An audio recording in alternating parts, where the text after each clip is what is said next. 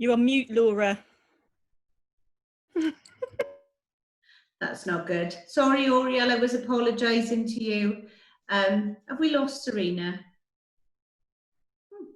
Seems to have disappeared. Anyway, so the question for this session, where we have slightly longer, is to tell us what the strengths have been during this period where the world has changed. So what's been good for you? Okay. So what's been good for you personally? What's been good for you in work?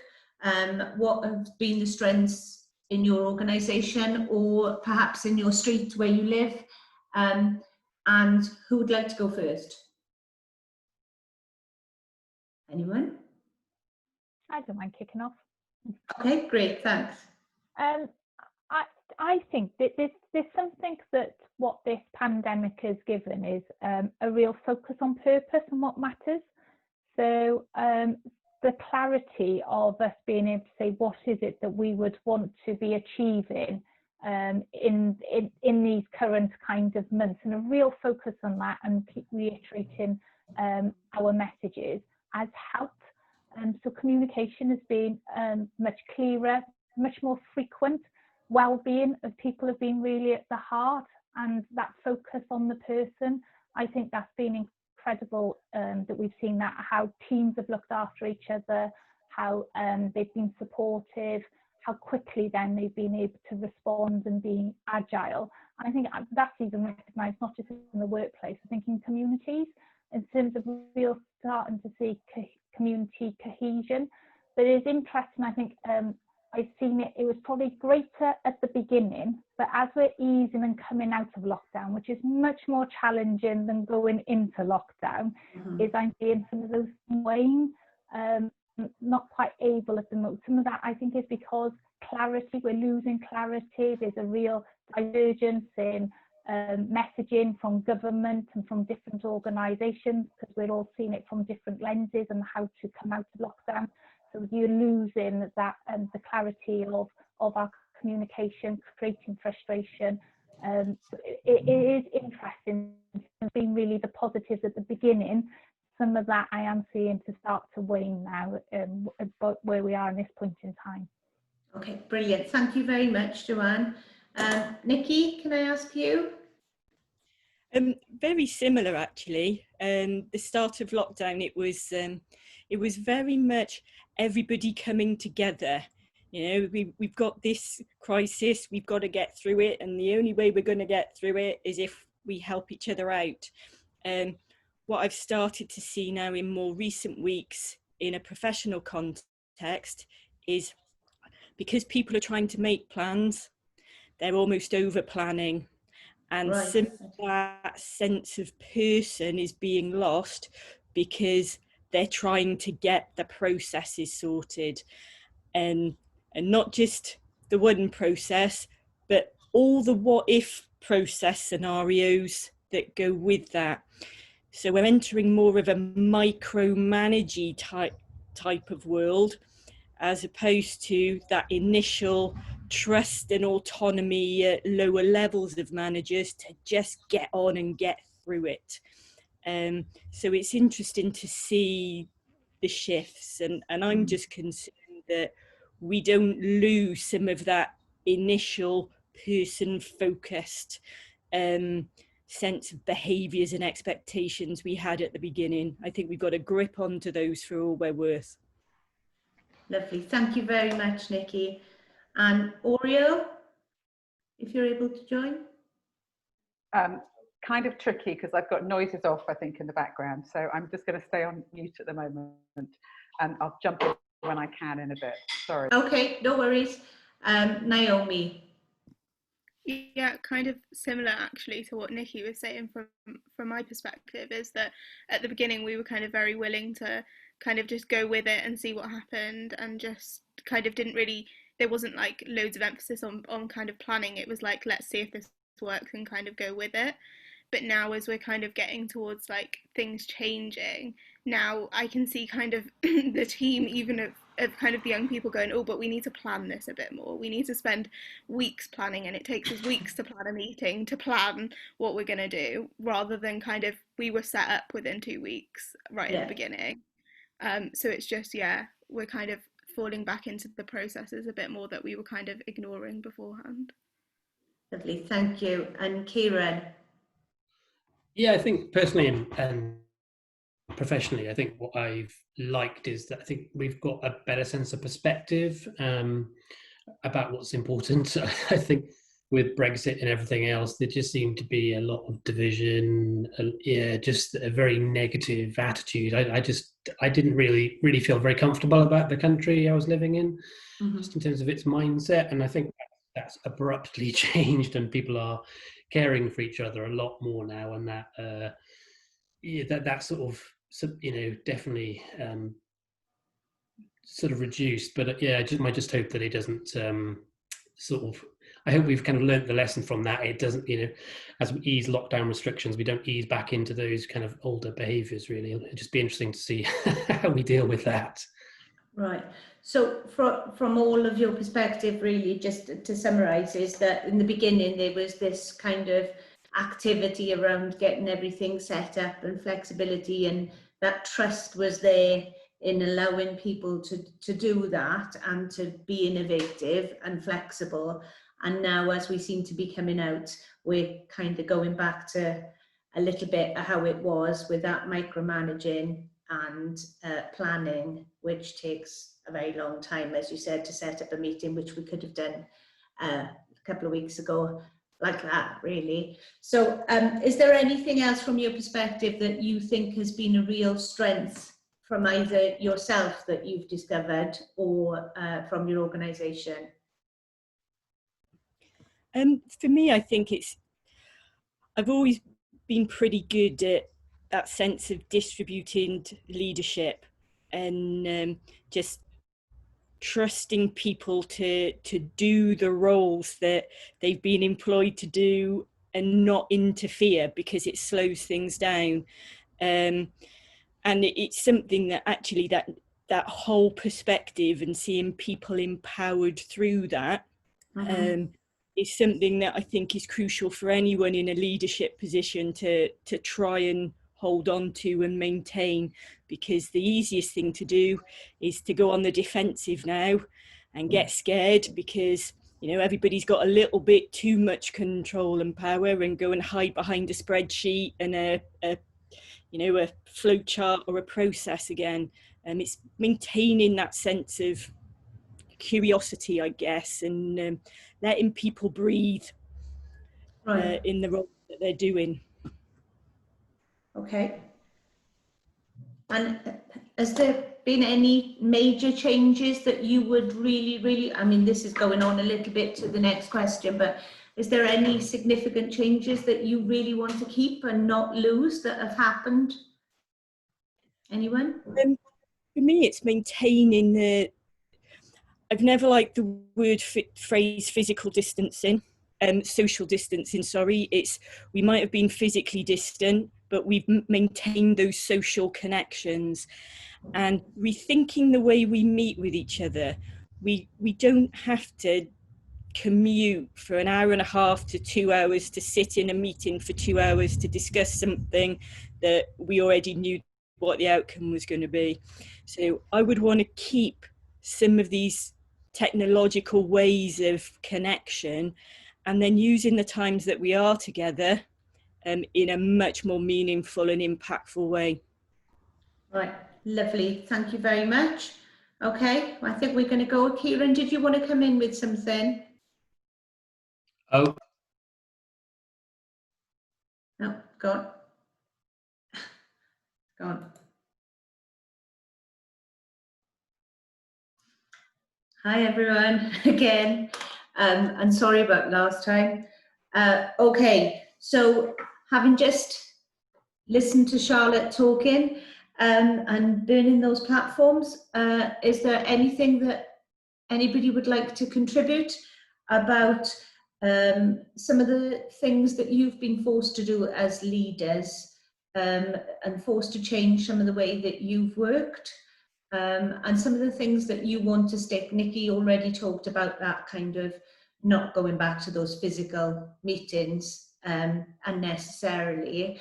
But are there things that you've been forced into as leaders in working differently that you hope to keep, or they've been awful, or they've been amazing? Anybody? Anybody? No?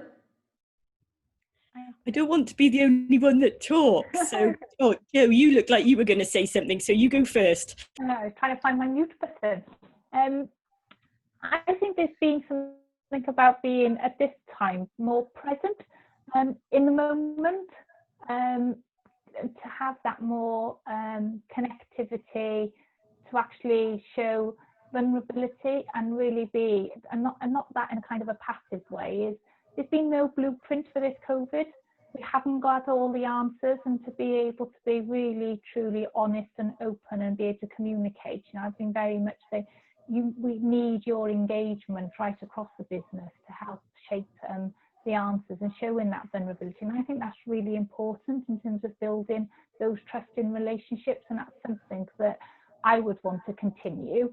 But do recognise there is going to be a real kind of push and pull, because I talk about being present, but when we come out of this, there is still that kind of the ambition, needing to take the organisation and step into a different place is still going to be needed. And it's how you get that balance right, to still being able to remain connected, but recognising you do need to be out there leading the organisation. But there has been something about that opportunity, that presence of this.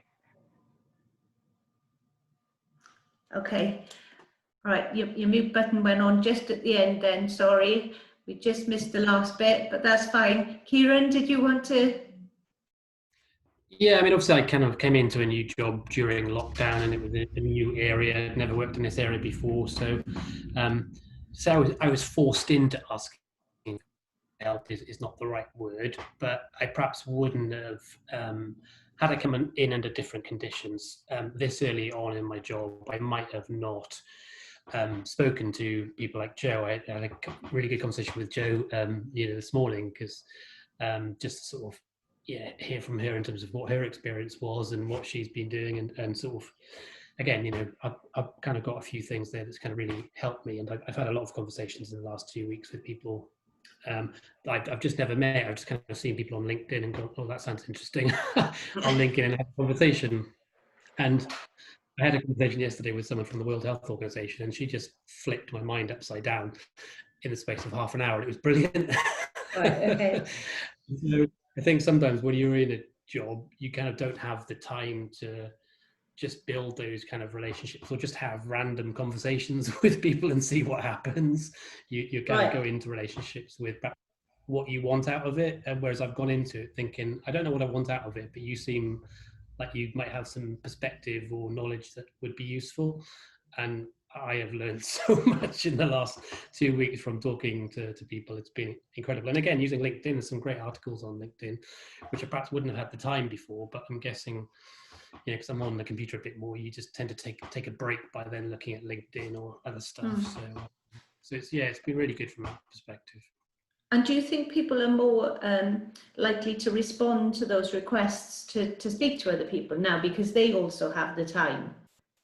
So, I mean, everyone's incredibly busy, but I think they still seem to be making that time. I think just, again, perhaps their own mental well-being is just talking to somebody different and having a connection is what is what people need right now. But I suppose my one concern is, with funding, will this make us be more collaborative or go the other way? And I'm not sensing people are talking about collaboration, but I'm not sensing that it's necessarily shifted us into that. Okay, it's important, but let's do something about it and do something about it now. And I'm not seeing that urgency myself, but I hope others are. But okay, great, thanks. Oriel, did you want to? Yeah, my rabble had disappeared. I've just got the kettle going on. So hopefully a cup of coffee will appear, which is always a bit of a treat.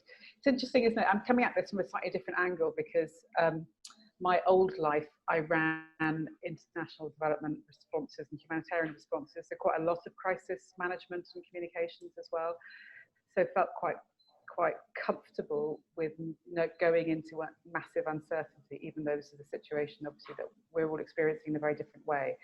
So some of the things that I knew needed to be done from that experience in terms of shortening lines of decision making, over-resourcing communications to the team, the role of the leader being as much to spend time on well-being of staff, and at the moment I run a very small team, and needing to resource that, but also observing from our conversations with members how in certain geographical locations there was fantastic coordination and collaboration dealing with practical problems and people that they knew across agencies and sectors, but that learning wasn't going up and across those organisations and replicating itself elsewhere on the one hand, or going up and kind of informing how policy should shift and change.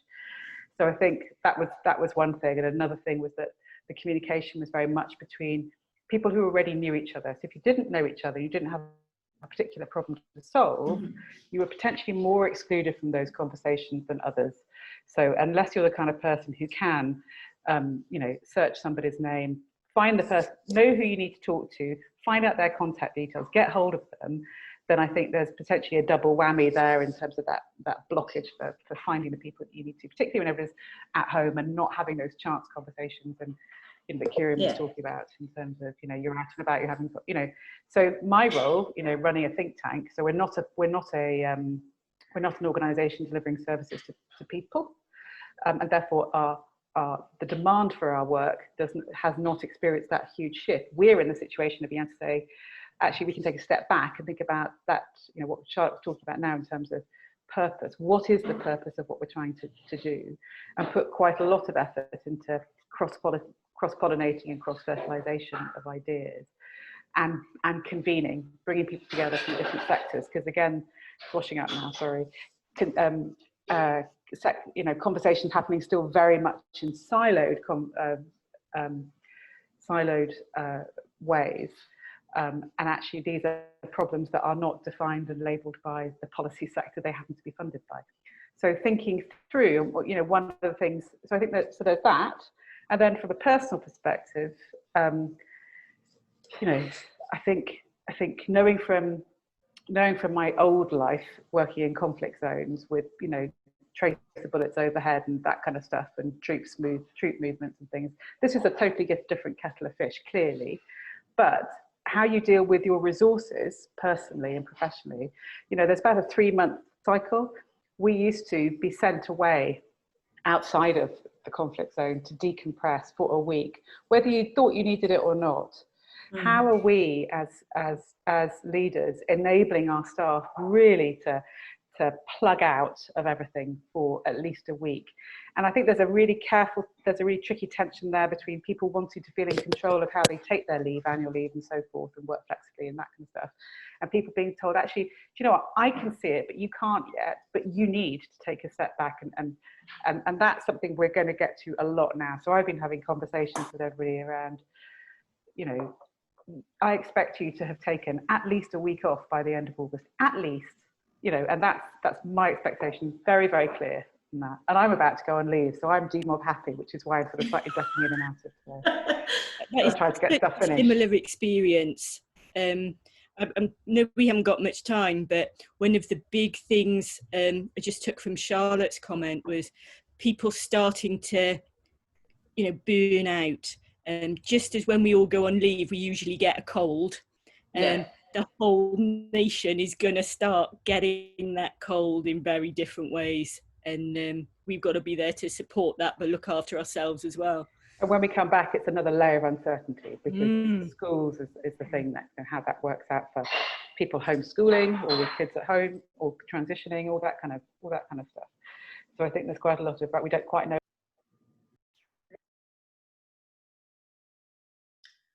Hi, right, last session. So this round is basically to use all that information and all that energy that you were just putting into that session to talk about what we want to, how do we create the future we want to see? So how do we, and what do you think your role is in doing that? So how do we keep those things that we talked about? How do we ensure that we don't go back to being as risk averse as we were? And how do we, and what is your role in doing that within your organisation? Nikki, do you want to go first? Because you were just thinking, oh, sorry, Oriel, you had your hand up.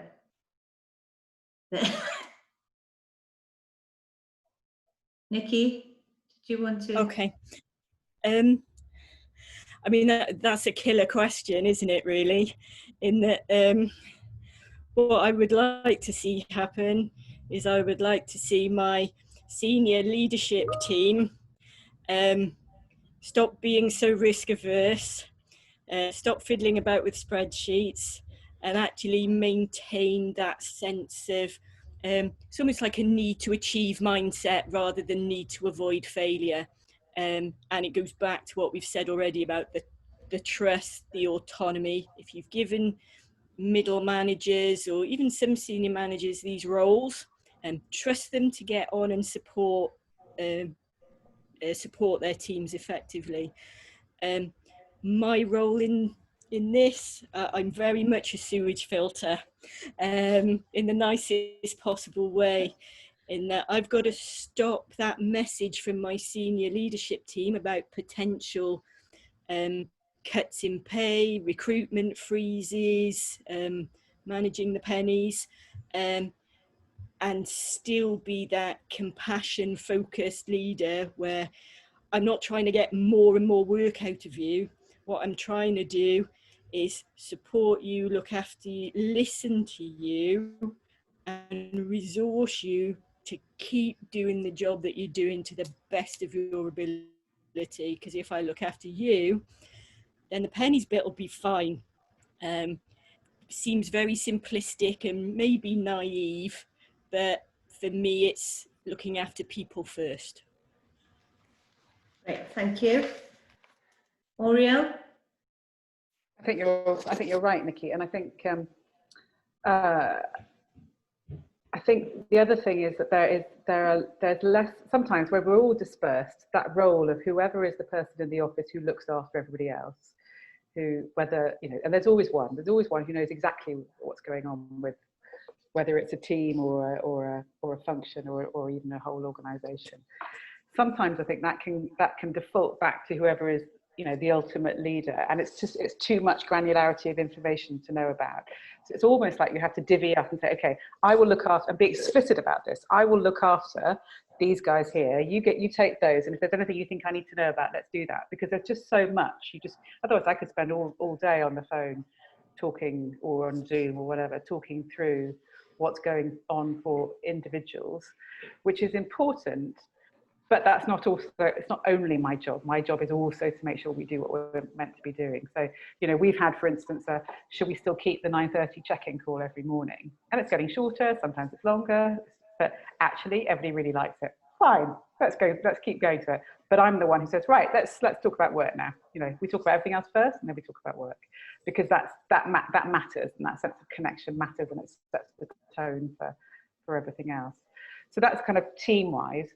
Organizationally, I think, we have, and partly learning from my previous life in conflict zones, we have deliberately brought together about 9 or 10 other organizations to use a piece of tech called SenseMaker to start capturing stories of what good experience have people had, and what have they learned from these experiences, and how that could be replicated, scaled up, at what level, by whom, who needs to know about it, and deliberately also across policy boundaries, so across public, private, or across private, third sector and academia.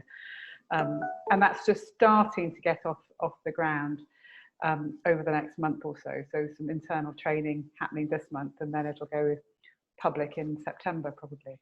And I think there's something about evidence.